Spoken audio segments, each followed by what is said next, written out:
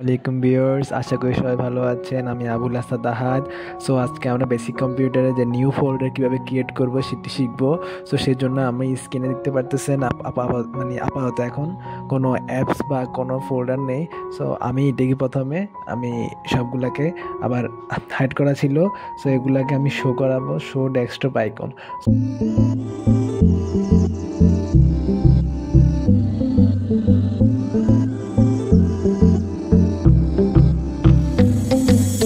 So এখন আমাদের এখানে যে এটা আছে, যে আইকনগুলো চলে এসেছে। সো এখন আমার এখানে আজেবাজে অনেক আইকন আছে। সো এখন আমরা এখানে একটা নিউ ফোল্ডার ক্রিয়েট করব। সো নিউ ফোল্ডার ক্রিয়েট করার জন্য প্রথমত আমরা রিফ্রেশ করি না, রিফ্রেশের মতো আমরা বাটনে চাপ দিয়ে রিফ্রেশের নিচে দেখেন আনডু ডিলেট, এরপর নিউ।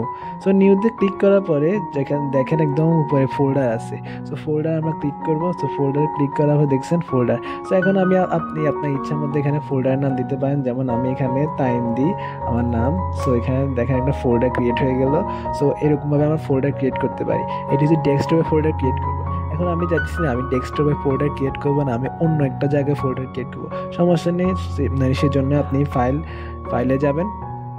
সো ফাইলে যাওয়ার পর আপনারা এখানে দেখবেন যে নিউ একটা অপশান আছে, সেটার জন্য আগে দিয়ে আমরা হয়তো ডাউনলোডে ক্লিক করব। সো ডাউনলোডে ক্লিক করার পর আপনি যেখানে খুঁজে ধরেন আপনি পিকচারে করবেন বা মিউজিকে করবেন বা ডেস্কটপে করবেন, যেখানে ইচ্ছা সেখানে আপনি আগে দিয়ে সিলেক্ট করতে হবে কোথায় আপনি নিউ ফাইলটা খুলবেন। যে আমি ডাউনলোডে যাওয়ার পর আমি নিউ ফাইল সেখানে করবো। সো সেখানে উপরে দেখেন এখানে কোনা দিয়ে নিউ লেখা আছে। সো নিউ লেখার পর আমি এখানে ফোল্ডার ক্লিক করলে নিউ ফোল্ডার হয়ে যাবে। সো আমি এখানে আমার নাম আরেকবার লিখি, টাইম। সো আমার একটা নিউ ফোল্ডার ক্রিয়েট হয়ে গেছে। সো এখন আপনি এখানে আপনার যে ভিডিও, ইমেজ সবগুলো এখানে দিতে পারবেন বা কপি করতে পারেন। কপি করার জন্য দেখাই আপনাদের কীভাবে। দেখুন আমি এখানে যে এই ছবিটা আমি এখানে কপি করব। সো কপি করার জন্য এখানে একটা সিলেক্ট করব। সিলেক্ট করার পরে কন্ট্রোল সি দিয়ে কপি করব।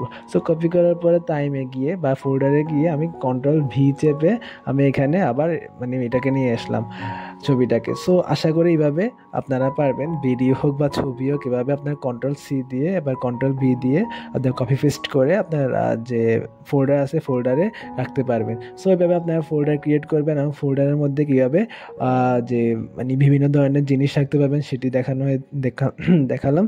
সো আশা করি আপনারা ভালো থাকবেন, সুস্থ থাকবেন। আল্লাহ হাফেজ।